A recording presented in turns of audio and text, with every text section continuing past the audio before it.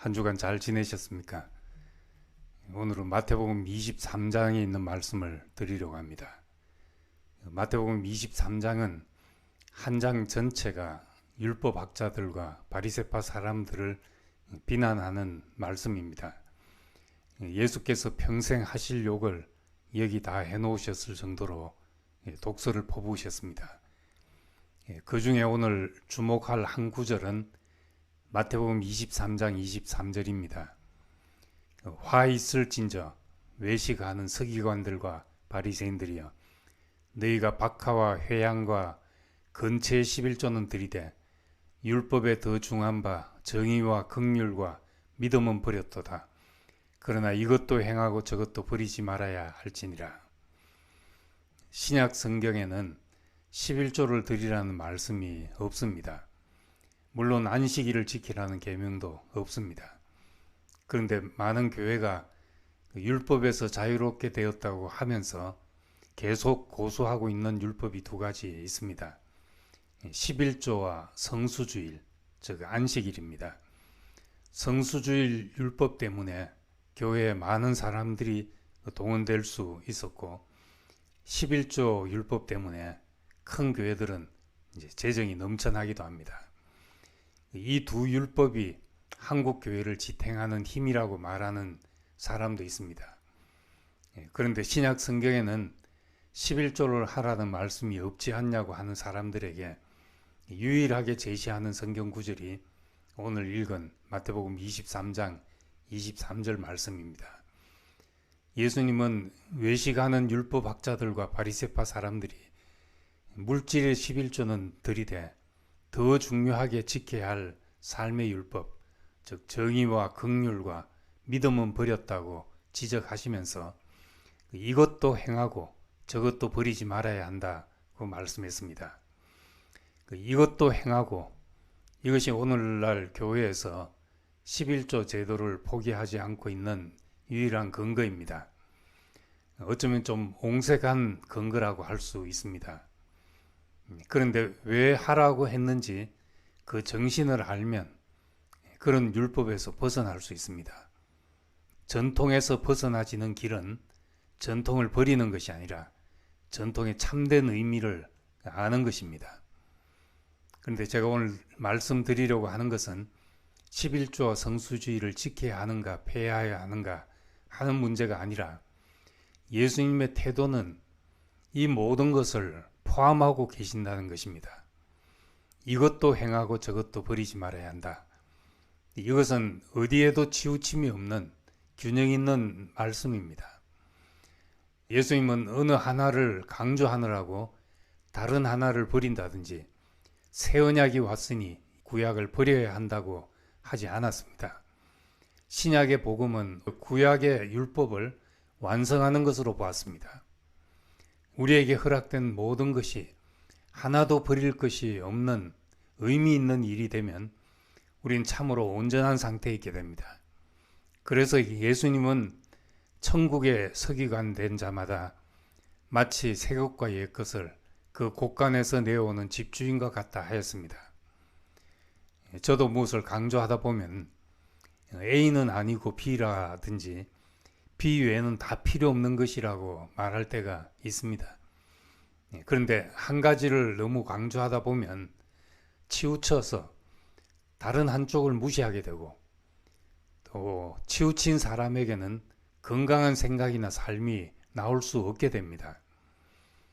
사람은 말하는 것이나 생각하는 것이나 깨닫는 것이 부분적일 수밖에 없습니다. 사람의 시야는 한계가 있고 생각도 미처 못 미치는 것이 많습니다. 성경에 계시던 하나님은 한 사람이 발견한 것이 아니라 1500년이란 긴 시간 동안에 수많은 사람의 인생 여정을 통해서 계시되었습니다. 그래서 우리는 그리스도 안에는 지혜와 지식의 모든 보화가 있다고 고백하고 청량할 수 없는 그리스도의 풍성을 말하게 됩니다. 우리는 그 풍성 가운데 어느 한 부분을 보고 우리 인생의 빛으로 비치는 것을 경험하게 되는 것입니다. 그래서 우리가 아무리 놀라운 것을 깨닫고 경험했다 할지라도 하나님의 경륜 안에서 한 부분일 수밖에 없다고 알아야 합니다.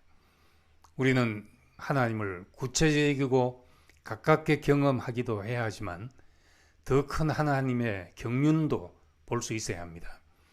그래야 크신 하나님의 경륜 안에서 우리의 자리매김을 할 수 있습니다.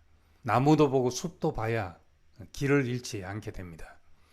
그래서 구약 성경을 보면 이스라엘 안에는 늘 제사장의 시각과 선지자의 시각이 함께 있었습니다. 한 번씩 질타하는 선지자들의 목소리가 있었기 때문에 작은 왕국 이스라엘이 그나마 400년 동안이나 왕국을 유지할 수 있었습니다. 시편 85편에 사랑과 진실이 눈을 맞추고 정의와 평화가 입을 맞추리라 하신 말씀이 있습니다. 이분법적 사고를 하는 사람에게는 정의와 평화는 대립하는 개념처럼 느껴질 수도 있습니다. 그런데 이것도 행하고 저것도 버리지 말아야 한다고 말씀한 예수님에게는 어느 것도 버릴 수 없어서 사랑과 진실이 눈 맞추고 정의와 평화가 입 맞출 수 있게 되었습니다.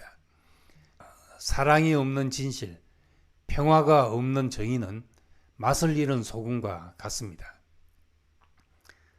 또 이것과 저것을 함께 보는 것도 중요하고 말씀과 말씀하신 분의 마음을 함께 아는 것도 중요합니다. 구약은 율법적이라 할지라도 인간이 포악하던 시절 인간을 지키기 위한 말씀이었고 어두운 밤길의 달빛과 같이 인간에게 밤과 같았던 시절 인간을 지켜주었던 빛이었습니다. 깊은 의미를 다 알지 못하였어도 그렇게 받아들이고 살면 복이 되는 말씀입니다. 그러니 구약도 버릴 수 없는 것입니다. 그렇지만 더 중요한 것이 있습니다. 정의와 긍휼과 믿음을 언급하신 것은 말씀하신 분 자신의 정신, 그 마음을 말하고 있는 것입니다. 말씀하신 분의 마음이 빠지면 아무리 말 그대로 행했다 해도 말씀하신 분의 의도가 나타나지 않습니다. 예를 들어 복음은 기쁜 소식입니다.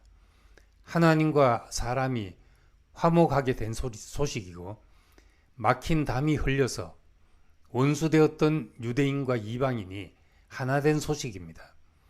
근데 복음을 전하면서 전쟁을 일으키고 또 교회 간, 교파 간 싸움이 일어나는 것은 마음이 빠진 교리와 계명이 되었기 때문입니다. 왜 우리가 예수를 찾고 그의 삶과 죽음과 부활을 복음이라고 기뻐하고 다른 사람까지 예수의 복음을 전하려고 합니까?